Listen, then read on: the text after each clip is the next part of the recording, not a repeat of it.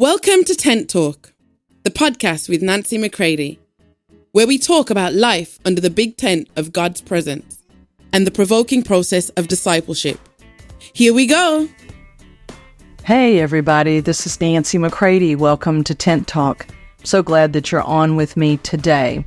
In this episode, I talk about the beauty of God's judgment and His fire.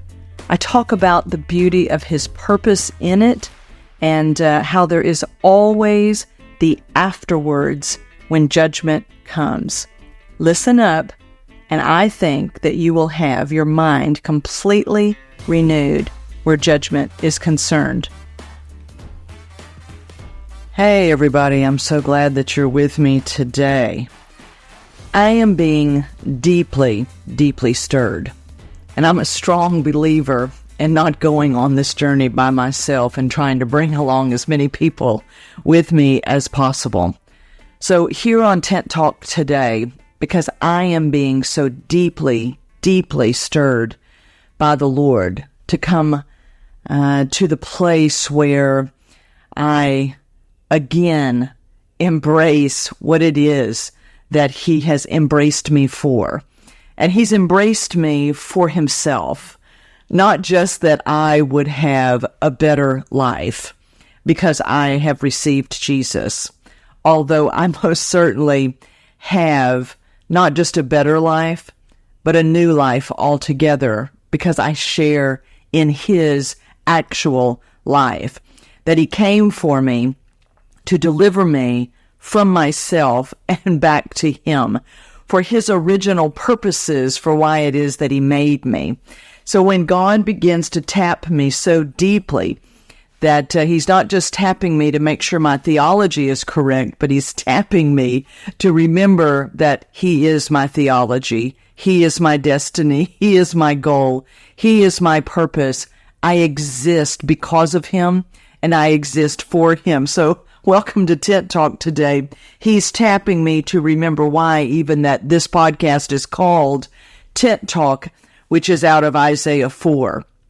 And when He taps me, because, and some of you may not quite understand what I'm saying, but when He taps me because the belt on my robe is about to get caught up again in the machine of ministry, rather than being caught up in Him for His purposes.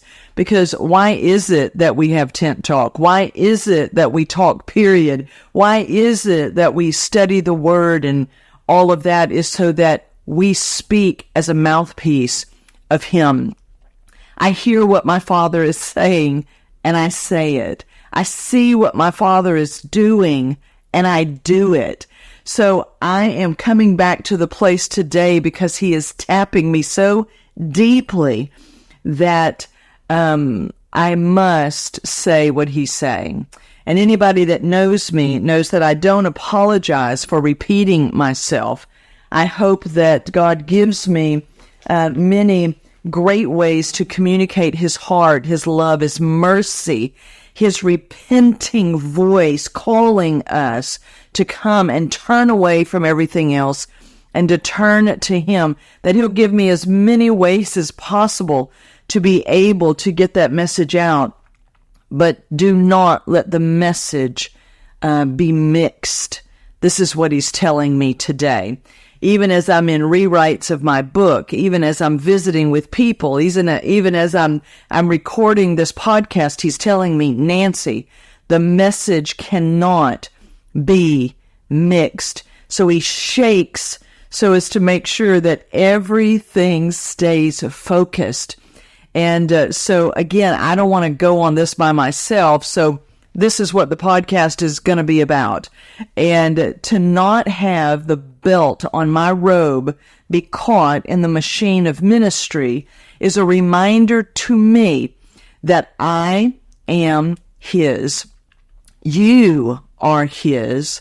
And that we have been called, we are the privileged who have been called to Him for such a time as this. Is what we are saying, is it what He is saying to us? You see, we're not here to preach down to other people. We're not here to tell other people what it is that they need to do? What are we really passing on? The very words that he has been required to speak to us. What I'm sharing with you is what he has had to speak to me. And this is where there is authority, where there is fire, where there is impact, where there is effectiveness. It's not where I straighten everybody else out from their perversions and crookedness. This is like, let me tell you what he said to me as he was straightening out me. That he was bringing his straight to my crooked. Where he was bringing purity where there was my perversion. Are we passing on the very thing that we sustain our own lives with? Or are we trying to stand on some moral high ground and point to everyone else who's misbehaving? I fear that oftentimes this is unfortunately what happens within the church. You see, there's an old saying that came from Florence Nightingale, and she said, "Do the sick no harm." She was a reformer that came to cleanse that which was filthy, because at that time and in that age and in that era, that if you went into the hospital, you could catch something worse than what you came in with, because the conditions were so filthy, and those who were the caretakers, the nurses, were of ill repute, some thought.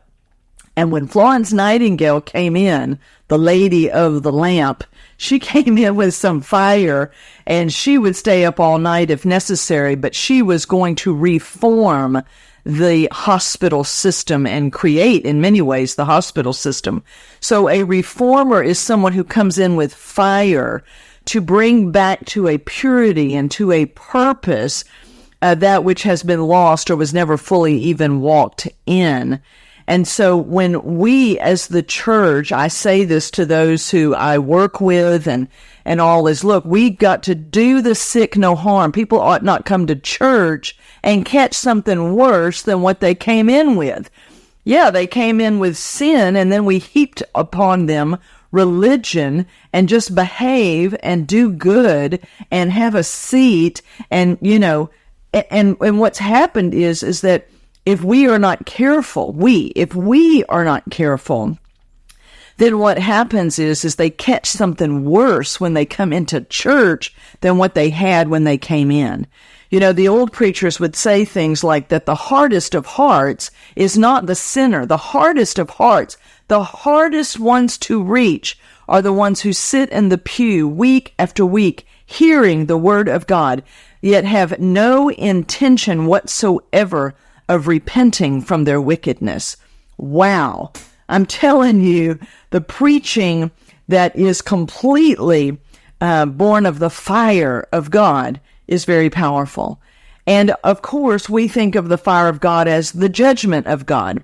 And the way that flesh and hell love to confuse the church is to think somehow there should be no judgment whatsoever. Let's all be loving, and let's all just extend an olive branch, and let's all just, make sure that everyone feels comfortable. All right. But listen to me. The fire of God, the judgment of God, is what brings exposure to the mixture that we have been living in. And that fire brings judgment upon that which God knows is a hindrance to our wholehearted devotion to him. So when God brings fire, it's first the fire of his love, because he has desired you, because he has desired us, his church, his blood-bought church. And when that fire comes, it is to expose and to reveal what something actually is, so that we then can come into agreement with him and say, wow, God, I had embraced this. I was walking in it. I was tolerating it. And I didn't realize that it was, although it might appear good, it was not of you. And it was not of you. And it is actually something that is good. And it is taking the affections of my heart, or more accurately spoken, I am giving the affections of my heart to these good things, but they are a hindrance to my oneness with you, to my intimacy with you. But I didn't see it, God, until your mercy and your love brought fire to me so that I could see it. When he was shaking and sifting, it was to separate out so that whoever he was shaking and sifting could see what they previously could not see. I oftentimes use this example with people because I learned this from his dealings with me personally, so I pass it on, is that it's like if you're close to a mirror, if you go stand with your nose right up to a mirror, everything is blurry. You can barely see the outline of something, but you cannot make it out because you're so close to the mirror. But if you step back from the mirror, if you back up a little bit, if you're separated from the mirror and you back up, then things begin that were previously distorted, those things begin to get clearer. So when God is shaking, sifting, and separating you out from things by fire, by his judgment upon it, it is so that you can then begin to see clearly what you've been tied up with, what you have been one with, what you have tolerated, what you have run in hot pursuit of. Because, some of us just have to get real about the fact that we didn't fall into sin. We were in hot pursuit of sin. And, every kind of sin isn't because, oh my goodness, I was deceived. Oh my goodness, I didn't know. Now, some of it is we knew exactly what it was and we went after it with all of our might. And it is God's mercy that comes when he brings fire, when he taps on us, when he begins to reform us, when he begins to do no harm to us, but he does wound us so as to separate us from that which would destroy our intimacy and our oneness with him, because this is what he's after. And listen to me, my friends, this is what we're going to have. It's our literal protection for the days we're in and the days that are coming. Oh, the days that are coming is that he's trying to get us now back into deep oneness with him. The deep, inward, internal, interior, abiding oneness with him. That is our fortress. He is our strong tower. So he brings this sifting and shaking and fire and judgment and burning and sifting so that we can be separated out. So if you're seeing sin more clearly, if you are recognizing your own patterns of flesh, meaning your independent ways of trying to meet your own needs, take care of yourself, impress people, all of these aspects of flesh, all right, then that is a good thing. Now, I know from deep personal experience, I know that it is a heartbreaking time. I know that it is a powerful time that the overwhelming weight of truth comes on us. That's why we must quickly, my friends, quickly turn to him as our comfort when he is exposing things. Listen, you couldn't handle things when you were young and powerless as a child. That's why we ran to flesh. We ran into our own independent ways. But now, my friends, you're not powerless. You're not 5 years old. You're not 10 years old anymore. You're grown. You can now make a decision to run into your strong tower. Run into him. Stay in the canopy of his glory. Stay under the tent of his presence. Welcome to Tent Talk. All right. Stay with him in abiding, continuing, remaining no matter what happens. Do not run. Do not run in this time of judgment. Do not run from him. Run into him. Because if you're able to see it, it means he's separating you out from it. It isn't that it just got ugly. It's been ugly, my friends. We just couldn't see it because we were too close to it. We might still have been under the illusion of certain things. We were still believing things and being under the influence of things that were not him. But oh, how he loves you and me. Oh, how he loves you and how he wants you. And he's coming with great mercy, with great love, with great fire to separate you out from those things that would hinder wholehearted devotion between you and him. That your allegiance will not be a divided allegiance. Because I'm going to tell you, he's tapping me to get back to what Tent Talk is he's jealous for you, my friends. He's jealous for you. You know, I heard someone earlier today that said it like this, that when he was on the cross, when he came and nothing could deter him, nothing could distract Jesus from going to the cross, so that the Father could have sons, that Jesus could have his church, that they could have what they always wanted, that which they chose out from before the foundations of the world. They chose out you and me, the corporate son, the corporate bride, all right, that what they always wanted, that Jesus came to restore us back to the Father, that the love, that he almost appeared as a madman of love and jealousy, because nothing could deter him. And listen, my friends, we're called to live like Christ. Can things deter us today? Can things keep us distracted today? Maybe your belt loop or your belt is getting caught up in the machine of ministry or in the machine of self-focus and self-promotion, or maybe you're caught up in a depression, which is really such a fiery anger at how, things are not going the way that you want. And so it is depressing you rather than exploding out on others. I don't know where your belt is getting caught up in today, but whatever it is, I hope that you can hear him today, that he is saying to you, come out from all of that. Get up. Come towards me. Come under the tent of my presence.